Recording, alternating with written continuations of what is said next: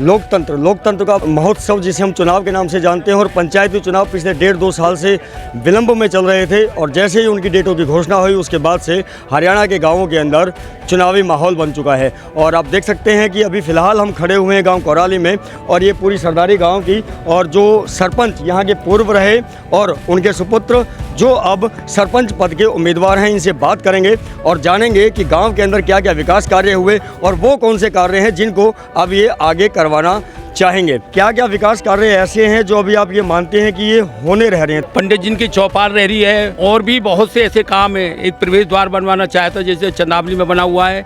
जोड़ों के 83 लाख रुपए मैंने मंजूर करा दिए हैं अपने हुए, लेकिन 1.25-2 साल से बस्ता जमा हो गया, इसलिए मेरे सामने काम शुरू नहीं हुए हैं। 2-3 गलियां हैं, उनके भी पैसे आए पड़े हैं, लेकिन बस्ता जमा की वजह से काम शुरू होने वाला है। मैं गाँव का विकास जो रह रहा है वो मेरा बेटा कराएगा और गाँव का विकास कराएगा।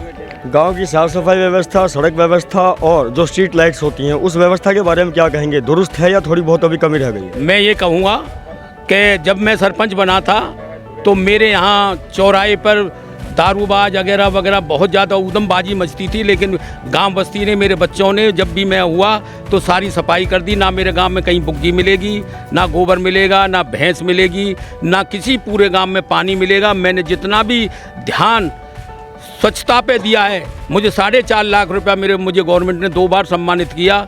डीसी साहब ने 2 लाख एक बार दिए, 2.5 लाख एक बार दिए। सबसे पहले फर्स्ट कोराली मेरा सफाई में आया था। आप उम्मीदवार बने हैं, सरपंच पद के उम्मीदवार बने हैं, अपने पिता के किए हुए कार्यों के आधार पर जनता से समर्थन मांग रहे हैं, या आप जनता से सीधा आशीर्वाद मांग रहे हैं इस चीज़ को लेकर कि आप समाज के लिए काम करते आए हैं और करते रहेंगे? देखिए, विकास कार्यों के साथ साथ लोगों के में दुख में, सुख में, हारी में, बीमारी में 24 घंटे मैंने गांव की हर बच्चे की, हर वर्ग की सेवा की है। जो मैंने सेवा की है और विकास कार्य पिताजी ने कराए हैं, उन्हीं को लेकर हम आशा करेंगे कि एक बार फिर से गांव बस्ती हमें सेवा का मौका दे। गांव बस्ती आपको दोबारा से अगर आशीर्वाद देती है, आपके ही परिवार को सरपंच चुनती है, आपको भारी मतों से जिताती है, तो वो कौन से कार्य रहेंगे प्राथमिकता पर जिन्हें आप सरपंच बनने के बाद से युद्ध स्तर पर आरंभ करें? देखिए, मुख्य युद्ध स्तर पर सबसे पहले तो 2 मुख्य जोहड़ हैं जिनके टेंडर हमने पास करा दिए हैं, और उसके सबसे पहले उसी का कार्य हम शुरू कराएंगे। और उसके बाद जो जगह जगह पानी की लीकेज हो रही है, कम से कम 60 जगह, उन सभी लीकेजों को बंद कराएंगे।